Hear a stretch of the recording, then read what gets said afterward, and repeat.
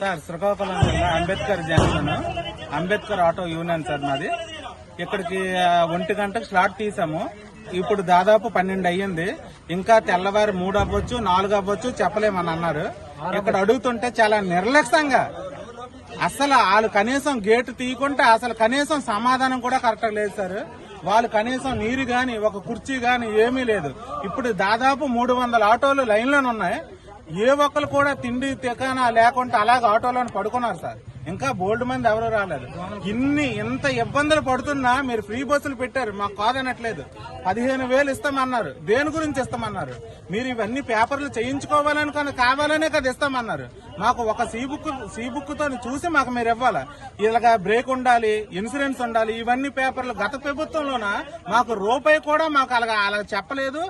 మేము డబ్బులు వేసిన తర్వాత మీరు చేసుకోండి అనుకుని చెప్పారు. అంతేగాని ఏ రోజు కూడా మాకు దాదాపు 4 విడతలు 40,000 అందే. ఏ రోజు కూడా మాకు ఇబ్బంది లేదు. కానీ ఈ రోజు మాత్రం మాకు సర్వీసులు మానుకొని, మా తిండి తికలను మానుకొని ఇక్కడ రోడ్ల మీద ఉంటే ఇంకా తెల్లవారు 3 వరకు చేసేస్తే మేము ఎక్కడికి వెళ్ళాలి సార్? 500 షాట్లు ఇచ్చారు. ఒక 100 షాట్లు ఇచ్చేసి ఒక 100 షాట్లు ఆపాలి. అది కూడా డేటు 3 రోజులే ఇచ్చారు సార్. 17వ తారీఖు ఇచ్చారు, 19వ తారీఖు సారీ క్లోజ్. అంటే 19వ తారీఖు తర్వాత మీరు ఎవరు? జిల్లా మొత్తానికి ఇది ఒకటే సార్. ఇంతకు ముందు బ్రేక్ చేసేటప్పుడు గవర్నమెంట్ అధికారులు ఉండరు, చాలా బాగుండేది. ప్రైవేట్ సంస్థ ఇచ్చారు కాబట్టి మాకు చాలా ఇబ్బందిగా ఉంది. ఇది 27 టెస్టులు చేయాలట.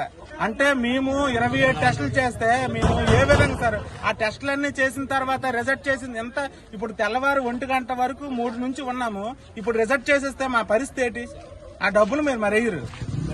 అందు గురించని మాకు ఏం లేదన్నా, మాకు సీ బుక్ ప్రకారం మాకు ఇచ్చినట్టు ఏర్పాటు చేయండి. జగనన్న ప్రభుత్వంలో మేము ఇంత అవ్వలే, కానీ ఫ్రీ బస్సులు వేస్తారు. ఇప్పుడు దాదాపు ఒక 200-300 రూపాయల సర్వీస్ కూడా చాలా ఇబ్బందిగా ఉంది. మా ఆటో వాళ్ళు అందరం ఉన్నాం, చాలా సులకనగా ఉంది సార్. మాకు కొద్దిగా చూడండి దయించి. మధ్యాహ్నం భోజనం టైం చెప్పలేదు. మధ్యాహ్నం వాటర్ 12 గంటలకు అయిపోతే నైట్ 12 వరకు వాటర్ పెట్టలేదు మాకు. తిన్నామా బతుకున్నాం కూడా తెలియవట్లేదు. ఆటోను ఓపెన్ పెట్టి ఏం చేస్తారో తెలియదు. వాళ్ళు వాంటర్లు అయితే మేము డ్రైవర్లా కనబడతారు. మనకి ఆటో బతులు అయిపోయి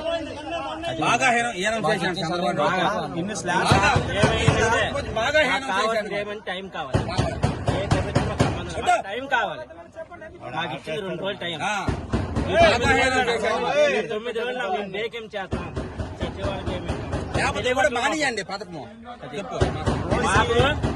స్కూల్ 400 తీసుకెళ్తే ఈ స్కూల్ మా ఇంట్లో వంట ఏమి వండుతాంటారు. ఎలాగొన్నాడు పిల్లలు ఏం చేస్తారో తెలియవట్ల.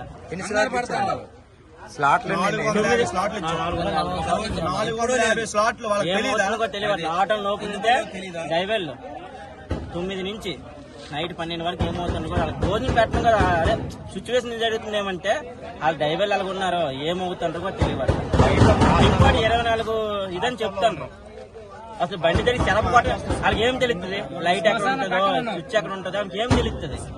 మీరు చూపించాలి కదా. స్విచ్ ఏది ఉంది, స్విచ్ ఎక్కడ ఉంది మాకు ఎలా తెలుస్తుంది చెప్పండి మీరేనే. చలప కొట్టి ఇది చలప అవుతుందన్న, మాకు ఇది అవుతుందన్న. వాళ్ళకేం చూపించాలి కదా. ఏం చూపించాలి బయట నోపు పంపించారు ముందు. మాకు నోపు పంపించారు. అది మేము ఉదయం 6 గంటల నుంచి ఇక్కడ వచ్చి ఉన్నామన్న బ్రేక్ చేయించుకోవడానికి. ఈ రోజు వచ్చిన పథకం కాదు ఇది. గత జగన్మోహన్ టైంలోనూ కూడా 5 సంవత్సరాలు మాకు అమౌంట్లు వచ్చినాయి. కానీ ఏ రోజు కూడా ఈ ఇబ్బంది మాకు లేదు. మేము తెల్లవారు 6 గంటలకు వచ్చి నీళ్లు లేవు, ఇక్కడ ఏమి లేవు, టిఫిన్లు చేయలేదు, అన్నం తినలేదు. అలాగే కాపలా కాస్తూ దోమల్లో కొట్టుకుని ఉన్నాం మేము. కానీ ఈ రోజు కూడా గేట్లు తీయడం లేదు. వాళ్ళ ఇష్టానుసారంగా చేస్తున్నారు. ఏమంటే వెయిట్ చేయండి అంటున్నారు అంతే. ఇది ఎంతవరకు అన్నా చెప్పండి. మేము ఇప్పుడు రాత్రి 11 అయ్యిందన్న.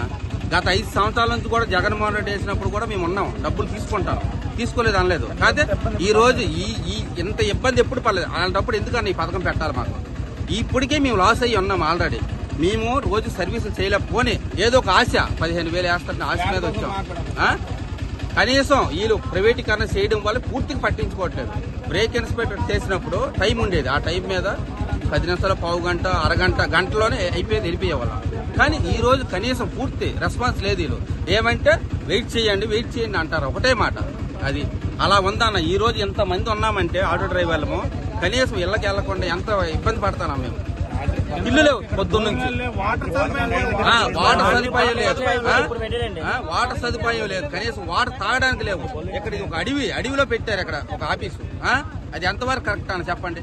ఇది మేము ఎక్కడ పలాస నుంచి వచ్చామన్న రవి గుర్తించట్లేదు కనీసం. ఎందుకన్నా ఈ పథకం ఇవ్వాలి మాకు చెప్పండి.